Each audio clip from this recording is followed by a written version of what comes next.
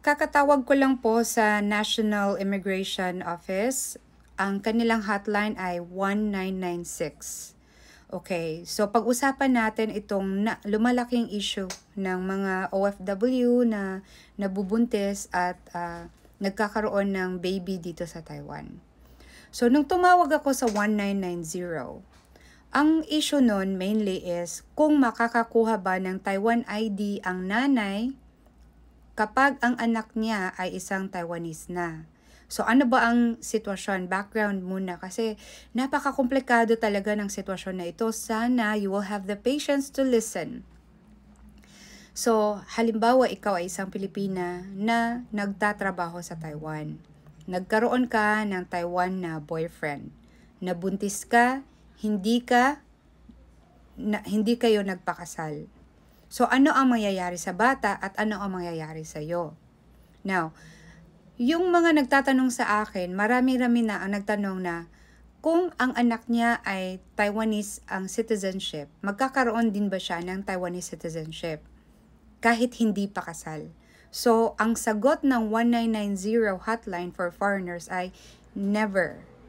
Hindi mangyayari na magkakaroon ng Taiwan ID ang isang nanay na hindi kasal dahil yung anak niya or baby niya ay may Taiwan ID. So, pangalawang issue is kung ang anak ba ng isang Filipina OFW ay pwedeng magkaroon ng Taiwan ID. So, tumawag ako talaga sa National Immigration Office para talagang ma-verify kasi marami ang nagsasabi na pwede kung lalakarin ang papeles. So, of course, I would say pwede yan. As I've said, nag-comment ako na pwede but I won't promote that kasi you might have false hopes. Paano kung sobrang hirap ng dokumento pala tapos ayaw nang gawin ng tatay? Edi magiging kawawa ang bata, diba?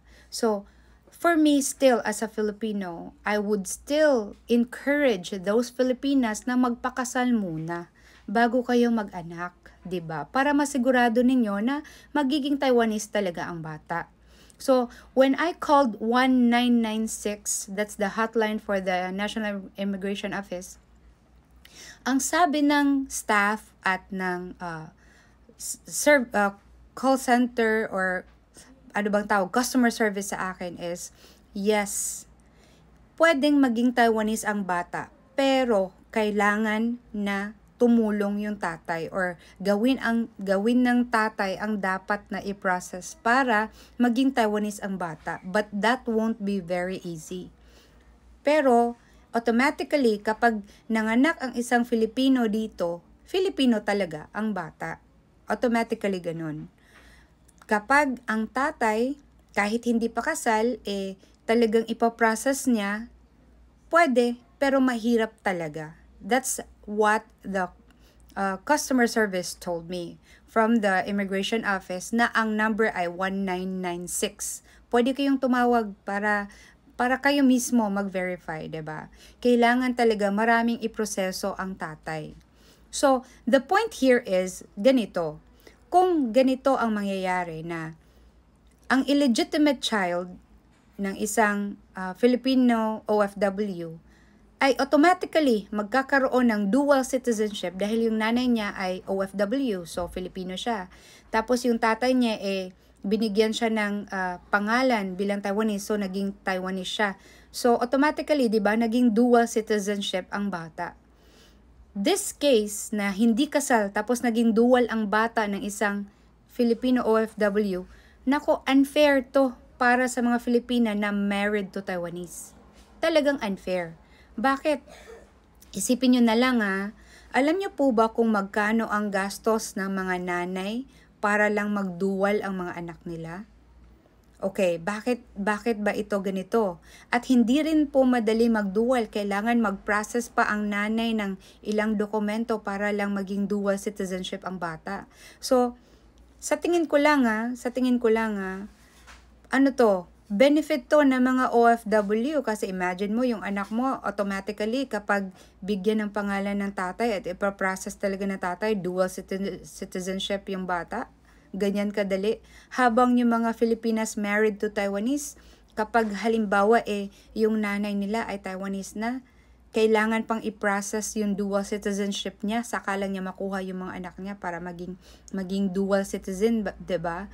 Or kahit yung isang nanay na hindi pa siya Taiwanese, tapos kapag kailangan niyang i-process yung pagiging dual ng anak niya, hindi rin yun madali. So, kailangan pa din niya magbayad, 'di ba? Kailangan pa din niya pumunta ng MECO ng paulit-ulit. Ganun din, mahabang processing din. So, wow. Sa tingin ko, yung mga married to Taiwanese dyan, magsalita kayo. Kasi, para sa akin para lang sa akin, tumutulong lang ako para masagot yung mga katanungan ninyo na hindi galing sa bibig ko. Galing talaga sa agency dito sa Taiwan government. So, kung gusto nyo malaman more about this issue, halimbawa, buntis ka ngayon o di kaya anong plano mo, tumawag ka sa 1990 at 1996.